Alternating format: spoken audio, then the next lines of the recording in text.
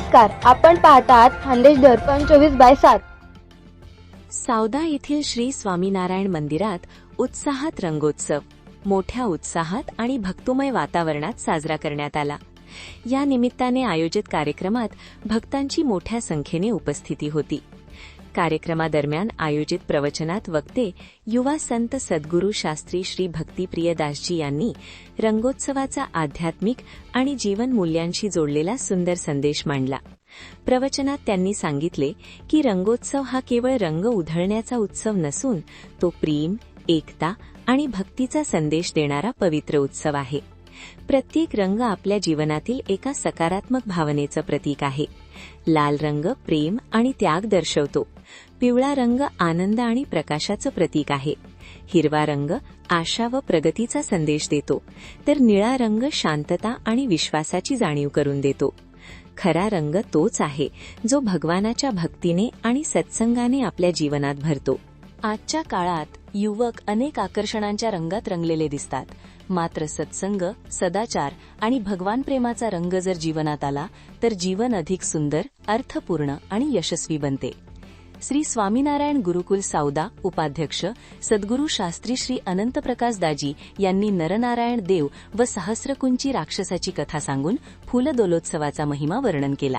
सदर कार्यक्रमास परमपूज्य सद्गुरू श्री धर्मकिशोर दाजी सावदा, मंदिर कोठारी श्री सायंप्रकाश दाजी सावदा, श्री स्वामीनारायण गुरुकुल उपाध्यक्ष परमपूज्य शास्त्री श्री अनंतप्रकाश दाजी, परमपूज्य शास्त्री विश्वप्रकाश दाजी, पुजारी स्वामी श्री सत्यप्रकाश दाजी, पार्षद श्री लक्ष्मण भगत, पार्षदवर्य श्री दीपक भगत, मानस भगत, वीरा भगत, शिवा भगत आदी संतांची उपस्थिती होती.